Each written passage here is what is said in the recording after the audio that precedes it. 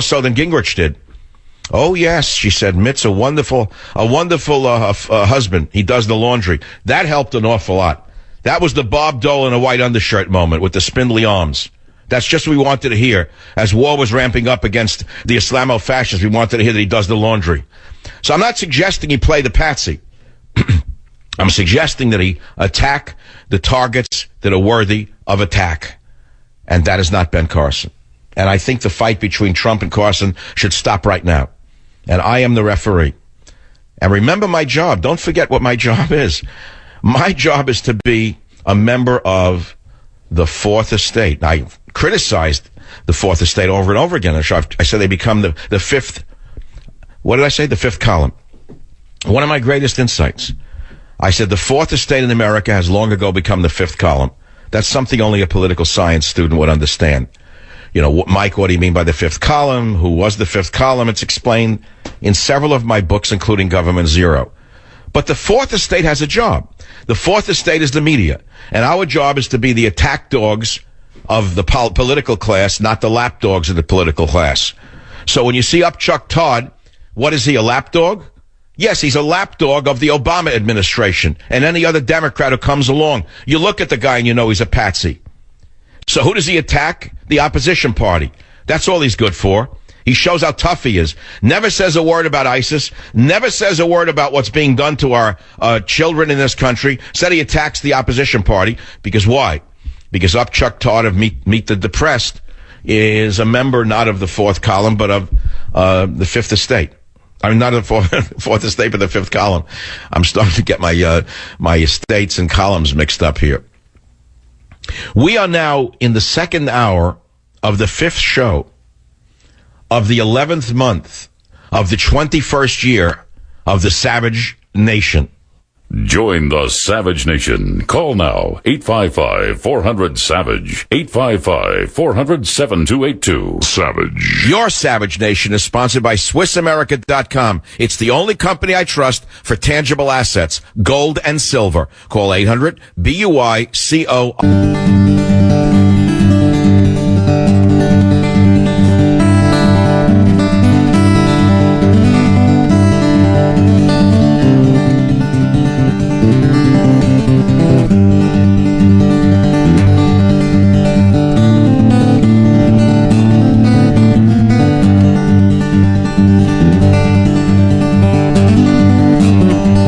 I can repeat myself for the next hour and a half, which I probably will do, and take your calls and give you the latest breaking news. And believe me, police report shooting and explosion in Paris. Now, you look at the headline in the Drudge Report, shooting and explosion in Paris. Immediately you think, let's see, who set it off? Buddhists attacked Paris, City of Light? No, I doubt it. Let's see, it was the Hindus who set off bombs and got in a shootout in Paris. No, the Hindus don't do that. Well, let's see, it was nuns did it? They came from the Vatican with explosives and tried to blow up the Eiffel Tower? No. Couldn't be Christians. The Jews did it? Could be, but I doubt it. I don't think they'd gain anything by... So that leaves who? Rastafarians? Yazidis? Oh, yeah, the Yazidis must be the ones. And then you know who it is. The very same ones that are being ushered into America. Very same ones that Obama can't get enough of. And you don't care about that. You care about Trump. You care about Carson. Several dead in the restaurant shooting the 10th arrondissement of the Capitol. Explosion in a bar near Paris Stadium. Separate explosion near the Stade de France north of Paris. It's unclear if the events were linked. Of course, they'll say it's not terrorism. It's never terrorism. When the Muslim went berserk in the Merced campus last week and stabbed 5 people till he was shot dead by the brave policeman, the idiot police chief said there's no link to terrorism. We have no idea why Muhammad X would do this. Well, you all know why he did it. Then about a week later, they found the Quran, then they found ISIS flags, a note to this, an internet posting, and you were shocked?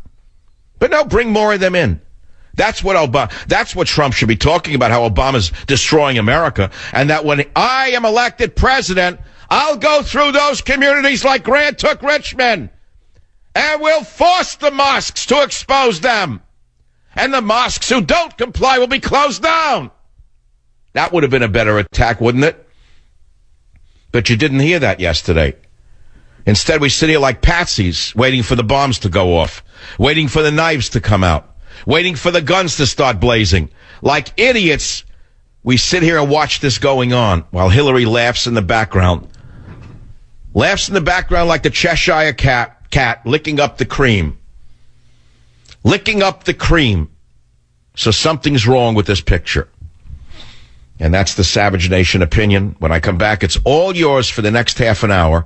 Jump on the open lines. There's two of them at 855-400-7282. Anyone who gets on the show gets a free copy of my booming bestseller, Government Zero. And again, I'm going to say it because I'm a competitive man, and it is a personal thing. With no help, no organization, no machine, you made Government Zero number 3 on the New York Times list in its debut, not covered in the media. And Mr. Trump's book debuted at number 5. And I have no organization and no machine. Why? Because I have a message. It's not about me.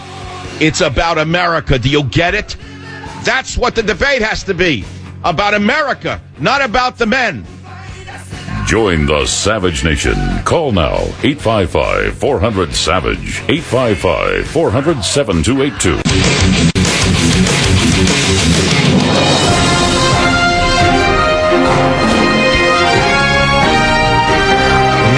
Very, very tragic breaking news out of Paris. And you know who did it. Kalashnikov-wielding gunman goes on a rampage in central Paris in 3 sites in suspected terrorist attack not far from Charlie Hebdo shootings. Screams for gunfire heard inside a restaurant close to the Rue Bichat, close to where the Charlie Hebdo shootings occurred in January. Also an explosion in a bar near a sports stadium. And then a shootout in a Paris restaurant. It's not known whether the attacks were linked. Now, they have a patsy in the government there, Hollande, the socialist, who's invited in as many as he can get, like along the lines of your friend Obama. No one will know if this is a terror. See, this is not terrorism. It could be someone who was denied a library card. They'll say it was denied a library card. Or maybe it could be racism. I mean, that could be the response to racism. That people looked at him the wrong way. Or he could have had a dysfunctional childhood in Libya. And this is his way of expressing his childhood. I mean, that's what you'd hear from a liberal. My friends, ISIS and the radical fanatics in Islamic organizations have succeeded in one thing, I will tell you. They have anesthetized you. Every other channel you click on television is running a program about a vampire or a zombie or a lesbian or a gay. The American people have turned into zombies and vampires. The liberal media that's attacking Donald Trump and Mr. Carson and every other Republican and every American who wants the borders closed. The liberal media and the liberal academics have turned America into a dead world, a world of zombies and vampires. The average man doesn't care anymore. He says, why do I care what they do to each other? Let them kill each other. You go and stop the average person walking in Manhattan today with a microphone and camera and say, sir, excuse me, we've just heard that the Islamic State has burned a pilot alive in a cage, or that they've gone on a machine gun rampage in Paris. Do you have any comments? The man would say, don't bother me. I'm in the garment center. I have business. I've got to get to work. I don't care. It's nothing to do with me. Let them all go to heck. It doesn't bother me. Stop the next woman in Manhattan. Madam, how do you feel about the ISIS throwing the gay man from the roof and the Muslim crowd stoning him to death afterward? Don't bother me. That's their problem. It's a civil war. What do you want? To drag us into another world war? We like our president. He's smart. He's well dressed. He knows what he's doing. Now get out of my way. What are you, a member of the Tea Party?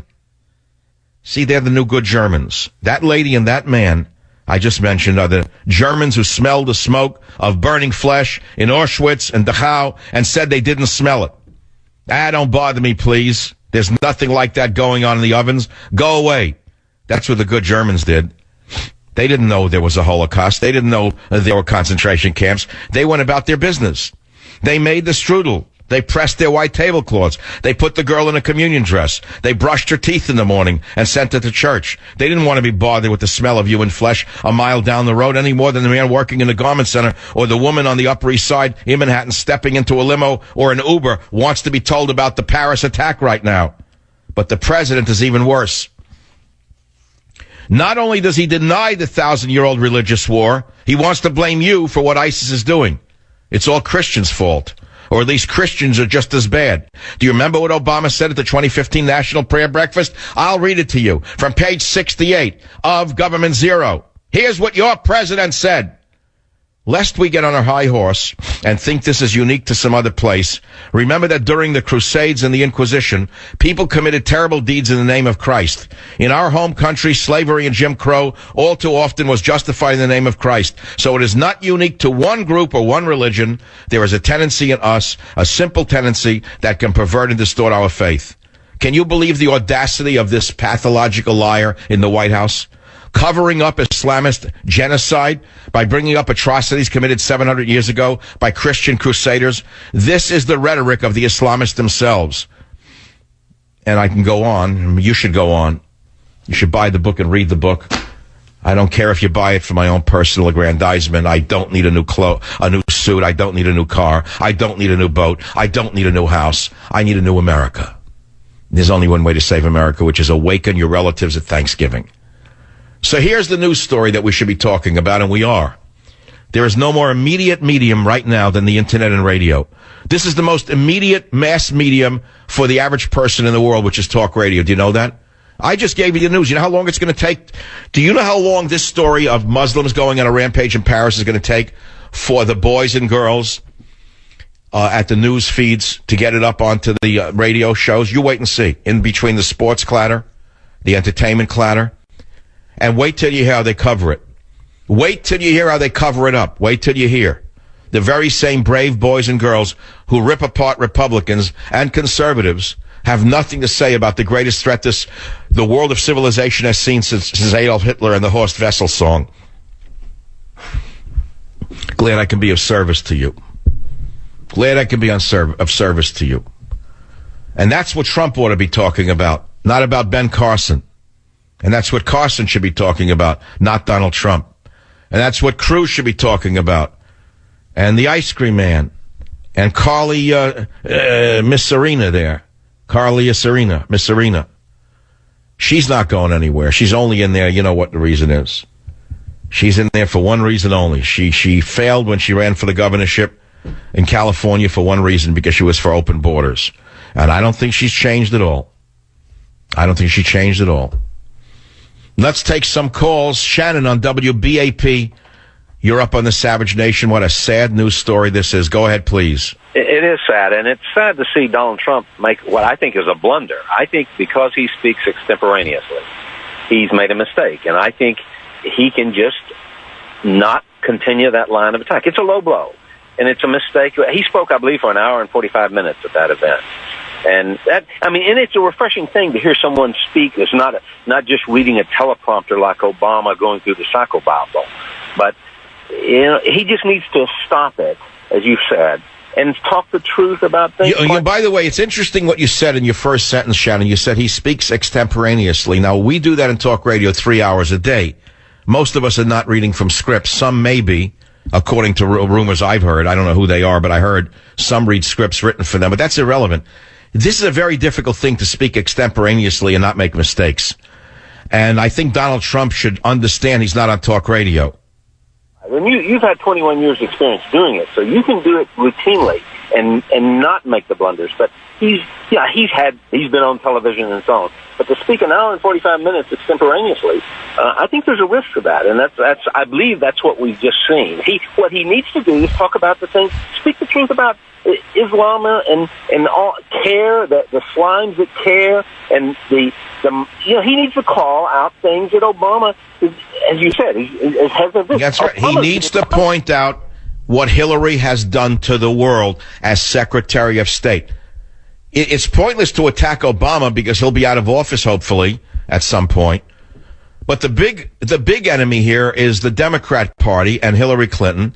And it's not hard to attack her on her record. Her record is the worst record in the history of the Secretary of State job in history. The worst. And you know, the other night's debate, speaking of that, when Maria Bartiromo, actually, I like Barbaresco myself, but Maria Barbarolo the other day had the nerve to say, how could you compete with Hillary Clinton, who has such a great